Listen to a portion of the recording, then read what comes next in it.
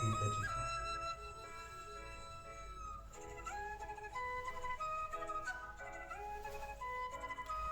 संबंध, यह बात कही गई है कि कर्मयोगी कर्म फल से ना बनकर परमात्मा की प्राप्ति रूप शांति को प्राप्त होता है और सुकाम पुरुष फल में आसक्त होकर जन्म मरण रूप बंधन में पड़ता है। किंतु ये नहीं बतलाया कि सांख्य योगी का क्या होता है। अतएव अब सांख्य योगी की स्थिति बतलाते हैं।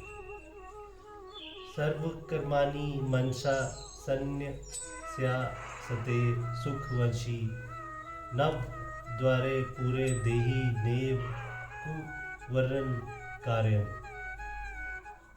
अंतकरण जिसके वश में है, ऐसा सांख्य योग का आचरण करने वाला पुरुष ना करते हुए और ना करवाते हुए ही नव द्वारों वाले शरीर रूप घर में सब कर्मों को मन से त्याग कर आनंद पूर्वक सच्चिदानंदन परमात्मा के स्वरूप में स्थित रहता है।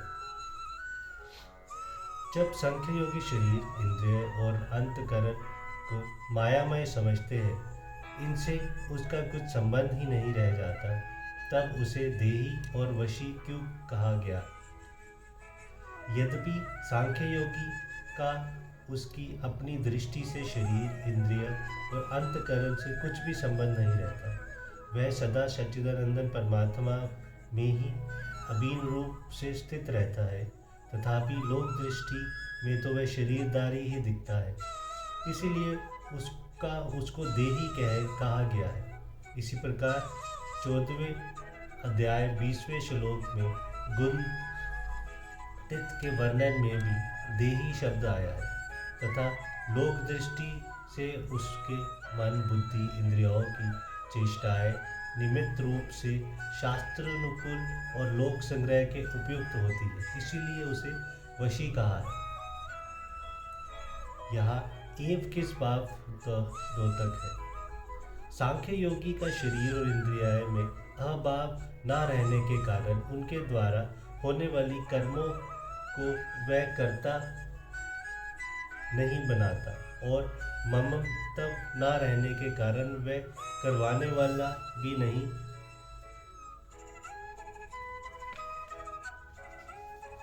बनता। अंत न पूर्ण न कारण के साथ एव का प्रयोग करके ये भाव दिखलाया है कि सांख्य योगी में अहंता ममता का स्वर्थता अभाव होने के कारण वह किसी प्रकार भी शरीर इंद्रिया और मन आदि के द्वारा होने वाले कर्मों का करने वाला या कराने वाला कभी नहीं बनता। यह नव द्वारे पूरे आस्ते अर्थात 9 द्वारों वाले शरीर रूप पूर्व में रहता है।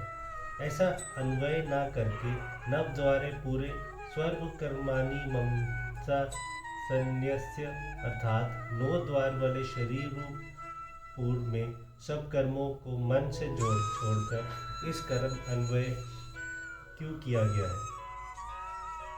9 द्वार वाले शरीर रूप पूर्व में रहने का प्रतिपादन करना सांख्य योगी के लिए कोई महत्व की बात नहीं है, बल्कि उसकी स्थिति के विरुद्ध है। शरीर रूप पूर्व में तो साधारण मनुष्य की भी स्थिति से है ही, इसमें महत्व की कौन सी बात है।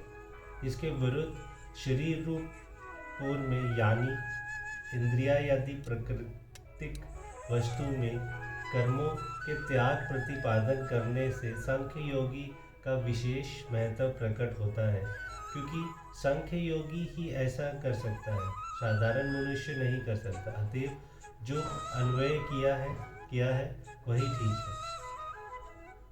यह इंद्रियों के कर्मों को इंद्रिया यदि में छोड़ने के लिए ना कहकर 9 द्वार वाले शरीर में छोड़ने के लिए क्यों कहा। दो आंख, दो कान, दो नासिक और एक मुख के साथ रूप के द्वारा तथा उपस्थ और गुदा ये दो नीचे के द्वार इंद्रियों के गोलक रूप इन 9 द्वारों का संकेत किया जाने से यह वस्तु सब इंद्रियों कर्मों को इंद्रिया में ही छोड़ने के लिए कहा गया है, क्योंकि इंद्रिय यदि समस्त कर्मकार को शरीर ही आधार है। अतएव शरीर में छोड़ने के लिए कहना कोई दूसरी बात नहीं। जो बात 8वें और 9वें श्लोक में कही गई है वही यहाँ कही गई है, केवल शब्दों का अंतर है। वहाँ इंद्रियों का क्रिया को नाम बतलाकर कहा है, यहाँ उनका स्थान की ओर संकेत करके कहा है। इतना ही भेद है, भाव में कोई भेद नहीं। यहाँ मन से कर्मों को छोड़ने के लिए कहने का क्या अभिप्राय है?